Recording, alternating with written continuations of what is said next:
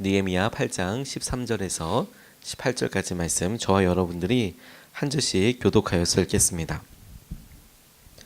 이튿날에 모든 백성을 대표하는 각 가문의 어른들이 제사장들과 레위 사람들과 함께 율법의 말씀을 밝히 알고자 하여 학자 에스라에게로 갔다. 그들은 이스라엘 자손은 일곱째 달 축제에는 초막에서 지내도록 하라는 주님께서 모세를 시켜서 명하신 말씀이 율법에 기록되어 있는 것을 발견하였다. 또한 그들은 책에 산으로 가서 올리브나무와 들올리브나무와 소귀나무와 종려나무와 참나무의 가지를 꺾어다가 초막을 짓도록 하라는 말이 기록되어 있기 때문에 그 말을 이스라엘 자손이 사는 모든 마을과 예루살렘에 널리 알려야 한다는 것을 알게 되었다. 그래서 백성은 나가서 나뭇가지를 꺾어다가 지붕 위와 마당과 하나님의 성전들과 수문학 광장과 에브라임 문 앞 광장에 초막을 세웠다. 사로잡혀 갔다가 돌아온 모든 사람이 초막을 세우고 거기에 머물렀다. 눈의 아들 여호수아 때로부터 그날까지 이렇게 축제를 즐긴 일이 없었으므로 이스라엘 자손은 크게 즐거워하였다. 에스라는 첫날부터 마지막 날까지 날마다 하나님의 율법책을 읽어 주었다. 백성은 이래 동안 절기를 지키고 여덟째 되는 날에는 규례대로 성회를 열었다. 아멘. 하나님 말씀입니다. 성벽을 쌓고 유다 백성들이 모였습니다. 하나님께서 하신 일들을 같이 기뻐하고 하나님께서 어떤 말씀을 하셨는지에 대한 갈망이 그들에게 있었습니다. 그리고 회개하게 되었고 그날 하나님 앞에서 기뻐하게 되는 것에 대한 놀라운 회복을 경험하게 되었는데 그 이튿날에도 그들이 하나님 앞에 모여서 말씀을 듣는 것, 말씀에 경청하게 하려고 모임을 갖게 되었습니다. 그 즈음 되었을 때 바로 그들 앞에 절기가 다가오고 있었고 초막절이 다가오고 있다는 것을 깨닫게 되었습니다. 한 가지 흥미로운 것은 그들이 이렇게 기념하고 예배드렸던 초막절이 여호수아 시대부터 단 한 번도 이만큼 예배를 드린 적이 없었다. 이렇게 제대로 모인 적이 없었다라고 할 만큼 굉장하고 온전히 말씀대로 순종하여서 드려지는 그런 절기가 되었다라는 것이죠. 여호수아 시대부터 다시 말해서 그들이 초막절을 제대로 지켜야 할 그때부터 지금까지 한 번도 이렇게 지켜본 적은 없었다라고 이야기하니까 제게는 이게 하나님께서 우리에게 주시는 영적인 도전이고 한 번도 경험해보지 못했던 은혜를 누리게 하시겠구나. 한 번도 하지 못했던 순종을 하게 하여 주시겠구나. 그렇게 붙잡혀지게 되었습니다. 그렇게 의미 있게 본문을 다시 보니까 두 가지를 놓고 좀 같이 기도하고 싶다는 생각이 들었습니다. 첫 번째는 무엇이냐면 말씀의 부흥을 놓고 기도해야겠다. 주님 말씀의 부흥을 우리에게 허락하여 주십시오. 라고 그렇게 붙잡고 기도했으면 좋겠습니다. 13절 18절 말씀 보니까 율법의 말씀을 밝히 알고자 하여 학자 에스라에게로 갔다. 18절 에스라는 첫날로부터 마지막 날까지 날마다 하나님의 율법책을 읽어주었다. 백성은 이래 동안 절기를 지키고 여덟째 날에는 규례대로 성회를 열었다 라고 이야기하고 있습니다.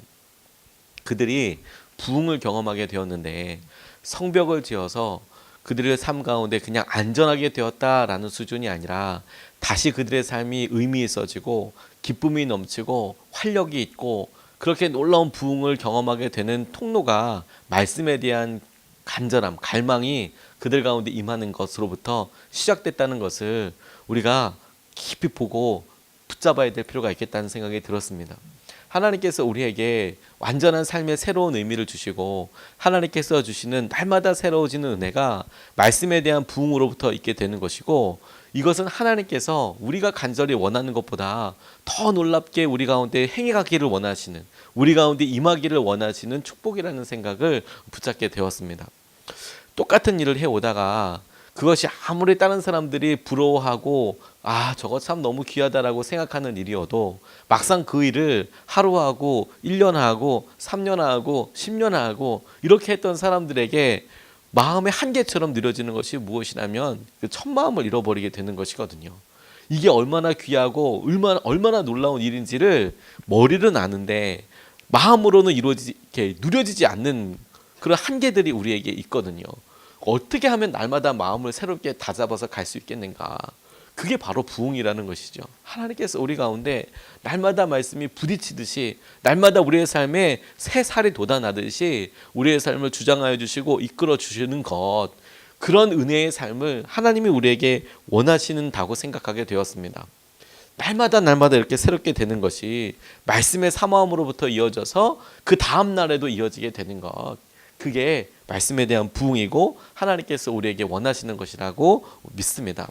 1906년에 평양에서부터 대부흥이 1907년서부터 있었는데, 그 대부흥이 있기 1년 전 1906년에 성령 세례 갈구 기도회에서, 평양과 서울에서 열렸던 기도회에서 뉴욕에서 온 존슨 선교사님이 부흥에 대한 여러 이야기를 얘기하셨습니다. 웨일즈에서 있었던 부흥과 인도에서 있었던 부흥을 이야기하면서 성령의 임재가 그렇게 강력하게 일어났다.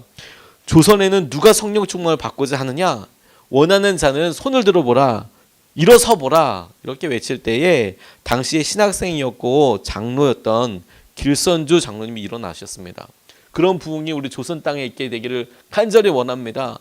이분이 신학을 하면서도 장로로서 생활하던 그런 삶에서 벌떡 일어나서 그런 부흥을 우리 조선에 주십시오라고 기도하였는데, 바로 그 다음에 1907년 장대현 교회에서 사경에 말씀에 대해서 사모해서 계속 하나님께서 하시는 말씀 앞에 귀 기울이게 되는 큰 집회에서 기도회를 하게 되고, 그때 성령의 불이 떨어지게 되었습니다.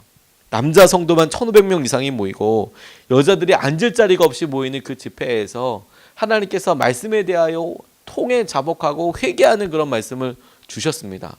그런데 바로 그때 그들의 마음 가운데 말씀에 대한 갈망이 일어나게 되었습니다. 기도에 대한, 새로운 삶에 대한 갈망이 일어나게 되었습니다. 그래서 당시에 집회를 주관하고 있었던 길선주 장로님이 회중들에게 한 가지 제안을 했습니다. 이렇게 뜨거운 은혜와 갈망에 대해서 우리가 하나님 앞에 반응해야 되지 않겠느냐. 혹시 내일 새벽 동틀 때에도 우리가 똑같이 나와서 기도하지 않겠느냐. 당시에는 시계가 보편화되어 있는 것 아니고, 시계를 24시간 중에서 하루 맞출 수 있는 시간이 언제였냐면 12시 정각에 대포 쏘는 걸 오포라고 그랬는데, 뻥! 오포 쏘는 걸로 지금 12시다 12시 정오다 이거 알았을 때니까 새벽 몇 시에 모이자 이런 얘기는 할 수가 없었고, 동틀 무렵에 우리가 지금은 밤에 늦어서 더 이상 기도할 수 없고 말씀을 들을 수 없으니 동틀 무렵에 우리가 모여서 같이 기도합시다 라는 말에 이 사람들이 떠나지도 않고 인산인해를 이루어서 그 새벽에 하나님 말씀을 듣겠다, 하나님 말씀을 보겠다, 하나님께서 어떻게 놀랍게 역사하시는 것인지 우리가 누리겠다, 그 일념 하나로 모였던 것이 새벽 예배의 유래가 되었던 것이죠. 그것이 1907년에 우리나라에 있었던 대부흥 운동의 놀라운 촉발점이자 굉장히 중요한 하나님의 역사였다는 것을 우리가 같이 붙잡을 수 있으면 좋겠습니다. 말씀에 대한 부흥이, 하나님, 우리가 태전동으로 이사 가서도 우리의 삶 가운데 정말 원하는 것은 무엇이냐면 보이는 건물 하나가 더 생기고, 하나님, 우리의 삶에서 뭔가 기도했던 열매 하나가 있는 것도 너무너무 중요하지만 마르지 아니하는 날마다 우리 삶에 새롭게 하시는 부흥을 경험하게 될 원합니다. 하나님, 날마다 우리에게 기도 제목이 터져 나오고 말씀이 날마다 새롭게 살아가게 되고, 하나님 그 말씀이 능력 있다는 것을 날마다 경험하게 되고, 우리의 삶에서 한 번도 경험해 보지 못했던 은혜가 날마다 샘솟듯 흘러 넘치게 되는 그런 은혜를 하나님 경험하고 싶습니다. 경험하고 싶습니다. 그렇게 기도하고 싶습니다. 새벽 예배를 통해서 하나님께서 우리 예수님의 사람들 교회에 주신 은혜가 너무도 분명하다는 생각을 하게 되었습니다. 할 수 없어서 장소가 없고 여러 가지 형편들이 딱 갖춰진 것이 없어서 하나님께서 주신 순종으로, 그럼 우리 새벽기도 하자, 새벽기도 열심히 하자, 예수님의 사람들 교회 유일하게 있는 프로그램이라고 한다면 우리 특별 새벽기도 하는 거, 우리 계속 기도하자라고 하셨는데, 하나님께서는 우리 가운데 날마다 단순하게 순종하는 것을 통하여서 이만한 은혜를 주셨다면 우리 평생에 하나님께서 우리가 태전동에서 예배드리는 그걸 통해서 보아라, 증거 위에, 기도의 응답 위에 기도하게 되었을 때 이것은 도약판이 되고 한 번도 경험해보지 못했던 응답들로 우리가 뛰어갈 수 있게 되겠다. 말씀의 부흥을 하나님 우리에게 허락하여 주십시오. 이 아침에 이렇게 기도하고 싶습니다. 두 번째로 붙잡고 기도하고 싶은 것은 무엇이냐면, 광야 생활과 초막을 잊지 않게 하여 주십시오 라는 것입니다. 15절부터 17절 말씀을 부분 보면 그들은 책에 초막을 짓도록 하라는 말이 기록되어 있기 때문에 그 말을 이스라엘 자손이 사는 모든 마을과 예루살렘에 널리 알려야 한다는 것을 알게 되었다. 그리고 초막을 세웠다. 17절 사로잡혀 갔다가 돌아온 모든 사람이 초막을 세우고 거기에 머물렀다. 눈의 아들 여호수아 때로부터 그날까지 이렇게 축제를 즐긴 일은 없었으므로 이스라엘 자손은 크게 즐거워하였다라고 나와 있습니다.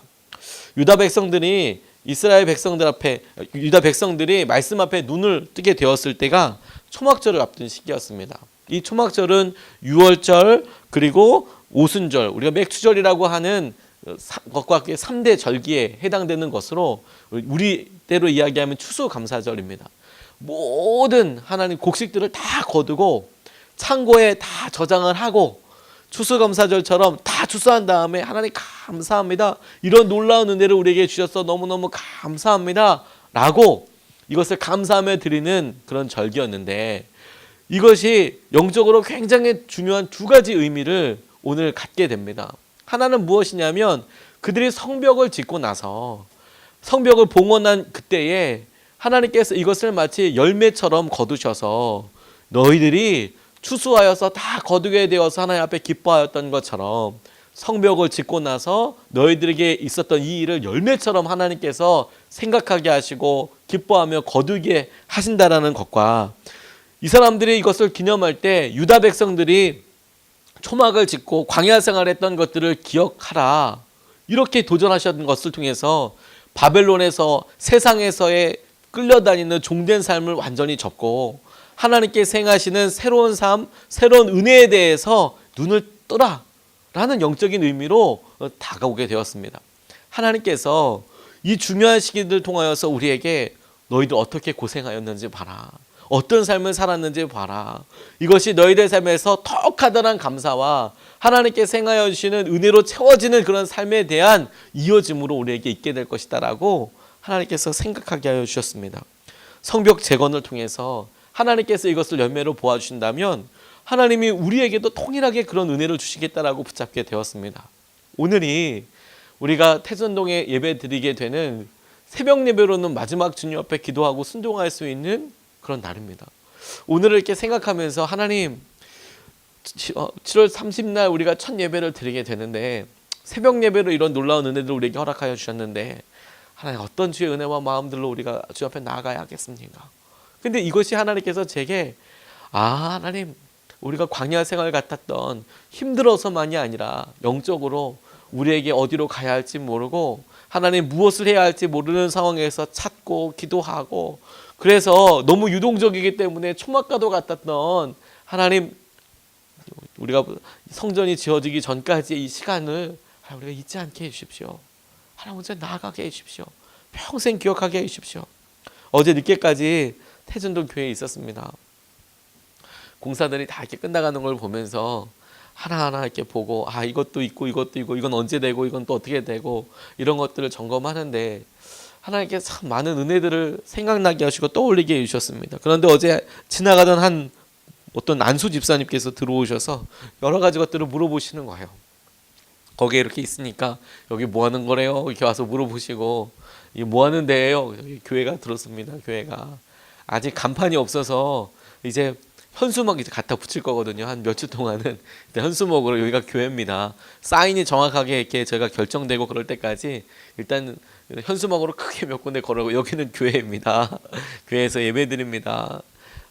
종탑을 만들지 않으려고 합니다. 십자가 이렇게 따로 걸 필요 없이 여기는 교회고 하나님께서 그걸로도 이걸 교회로 보시니까 십자가가 없다고 해서 또 교회가 아닌 건 아니니까 창고 건물 그대로 일단 갔으면 좋겠다. 그런 생각으로 가는데 그분이 들어오셔서 본인은 장로교회 다니고 있었고 장로교회에서 뭐 궁금한 몇 가지 것들을 이렇게 물어보시더라고요. 설명을 이렇게 드리면서 자연스럽게 장로교회와 관련된 제 이야기도 나오게 되더라고요. 저희 아버지 목회하시던 거, 아버지께서 하셨던 여러 기도들 생각나게 되더라고요. 그분이 이렇게 보내고 나서 제 삶에 있어서 지금 목회하는데 가장 커다란 은혜이고 잊지 않을 기준 우리 아버지 통해서 이미 내게 보여주셨구나. 광야 생활했던 것이 가장 커다란 기쁨이었고 초막이었구나. 그런데 하나님께서 목회할 때 그게 우리 삶의 가장 중요한 통로로 쓰고 계신다는 것이 너무너무 감사하더라고요. 우리는 힘들고 어려웠다고 이야기하는데 그렇게 힘들고 어려웠던 삶이 하나님께서 나중에 우리에게 복 주시고 감사의 제목들을 받을 때 제일 많이 생각나는 거라고 될 것이다. 제일 많이 우리의 삶에 먹먹하도록 메아리 치게 되는 그런 기쁨의 제목들이 될 것이다. 그게 너무너무 감사하더라고요. 하나님께서 우리에게 기도했던 이때들을 잊지 않고 기억하고 계신다라고 믿습니다.